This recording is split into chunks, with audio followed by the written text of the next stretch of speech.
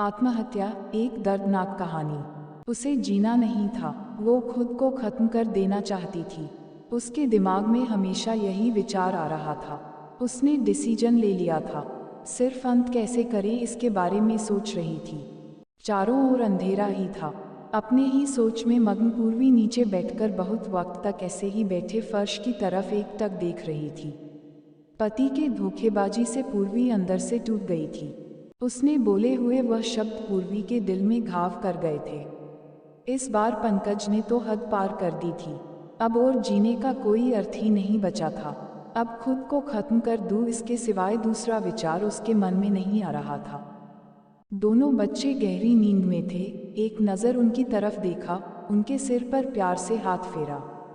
आंखों में आंसुओं की धारा बहने लगी थी।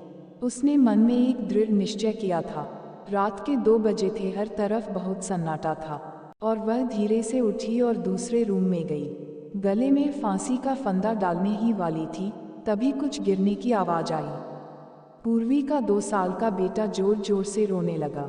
उसी क्षण पूर्वी की 6 साल की बेटी चिल्लाने लगी, मम्मी छोटू बेड के ऊपर से नीचे गिर गया। तुम कहाँ हो? देखो ना छोटू कितना रो रहा है। पूर्वी भागकर दूसरे रूम में आई और अपने बेटे को उठाकर अपनी गोद में लिया और अपने सीने से लगा लिया। बेटी रोते हुए बोली, मम्मी तुम कहाँ चली गई थी? मुझे बहुत डर लग रहा था। तुम हम दोनों को छोड़कर कहीं मत जाओ, मुझे अकेले में बहुत डर लगता है। पूर्वी अपने दोनों बच्चों को पास लेकर जोर से गले से लगा लिया और रोने लगी। दोनों बच्चे उसके सीने से लिपट कर सो गए। रोते रोते पूर्वी को कब नींद आ गई उसे पता ही नहीं चला। कामवाली बाई गंगू की आवाज़ से पूर्वी की नींद टूटी। अरे मैडम, आपने बाहर का गेट खुला क्यों छोड़ दिया था? अरे मैडम क्या हुआ, अभी तक आप सोई हुई हो? तबीयत तो ठीक है ना? वो खुद को संभालते हुए बोली, हाँ थोड़ी तबीयत ठीक नहीं है। घड़ी में वक्त देखती है तो 8:30 थे। आज तुम्हें आने में इतनी देर क्यों हो गई? मैडम चौथी गली में मेहताजी रहते हैं ना, उनकी बहू ने फांसी लगाकर आत्महत्या कर ली। 2 बच्चे हैं उनकी एक 10 साल की बेटी और 6 साल का बेटा है। यह सुनकर पूर्वी के कलेजे को धक्का लगा। अपनी साड़ी ठीक करके उसने पूछा, कब हुआ? गंगू ने बोला, रात को हुआ मैडम। मैंने ऐसा सुना है कि उसके पति की दूसरी औरत से संबंध थे। कमबख्त अभी तक नहीं आया। अचानक पूर्वी ने गुस्से से बोली, अच्छा किया वह आया या नहीं आया उससे क्या फ़र्क पड़ता है? अब वह थोड़ी ना देखने आने वाली है। ये सुनकर गंगू पूर्वी के कान के पास आई और धीरे से बोली, मैडम मैं अनपढ़ गवार हूँ और घर घर में जाकर झाड़ू पोछा करके मेरा पेट भरती हूँ और आप पढ़े लिखे हुए लोग हो। भले ही मैं आपसे उम्र में बड़ी हूँ, जीवन का अनुभव आपसे थोड़ा ज़्यादा है। आजकल साहब और आपके बीच जो चल रहा है वह ठीक नहीं है। मुंह बंद था फिर भी मेरे कान खुले रहते थे। मैं एक औरत हूँ और औरत के दुख में भी समझती हूँ। इसलिए मुझे आपको एक बात बतानी है। आत्महत्या यह कोई भी समस्या का समाधान हो नहीं सकता। जिंदगी में उतार चढ़ाव तो होते ही रहते हैं। इसका मतलब ऐसा नहीं कि आप अपनी जान दे दो।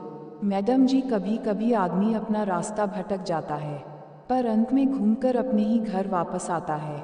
और जब नहीं आए तो भी क्या फ़र्क पड़ता है? आप किसके लिए मरना चाहती हो?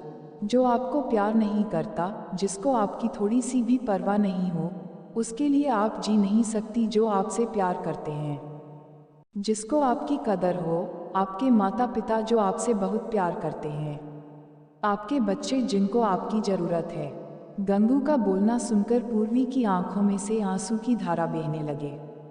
पूर्वी गंगू को गले लगाकर रोने लगी। गंगू पूर्वी को पीठ पर से हाथ फेरते हुए सोफे पर बैठाती है और बोलती है, बुरा ना मानो तो एक बात बोलूं मैडम, खाली दिमाग शैतान का घर होता है। आप घर में बैठकर फालतू बातों को सोचते हो। मैं आपके घर में काम करने के बाद में 9 से 3 इस वक्त स्कूल में झाड़ू लगाने जाती हूँ। वहाँ की प्रिंसिपल मैडम बहुत अच्छी है। आप तो पढ़े हुए हो, अगर आप बोलती हो तो मैं आपके लिए टीचर का काम करने का पूछूं क्या? आपका वक्त भी निकल जाएगा और मन भी लग जाएगा।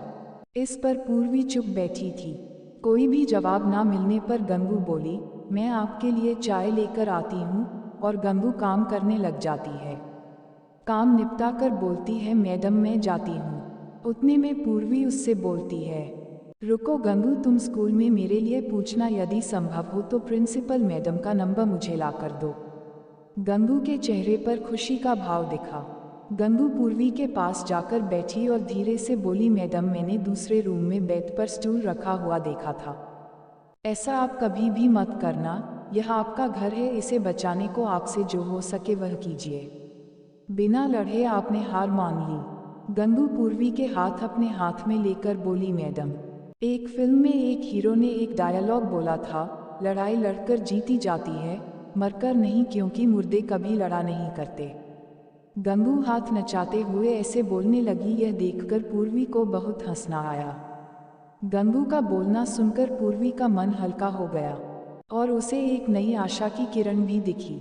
वह अलमारी में से अपने सर्टिफिकेट निकालने लगी। दोस्तों, पति पत्नी का रिश्ता यह बहुत स्नेही होता है। भगवान को यही दुआ करती हूँ कि कोई भी पति पत्नी के जीवन में ऐसा मोड़ नहीं आना चाहिए। अगर आया भी तो आत्महत्या ये उसका इलाज नहीं है। जीवन में कोई भी समस्या का आत्महत्या यह समाधान हो नहीं सकता। अगर दोस्तों आप हमारे चैनल पर नए हैं तो लाइक एंड सब्सक्राइब करना ना भूलें। ऐसी कहानी सुनने के लिए हमारे चैनल से जुड़े रहिए। मैं आशा करती हूँ कि आपको यह कहानी जरूर पसंद आई होगी। धन्यवाद।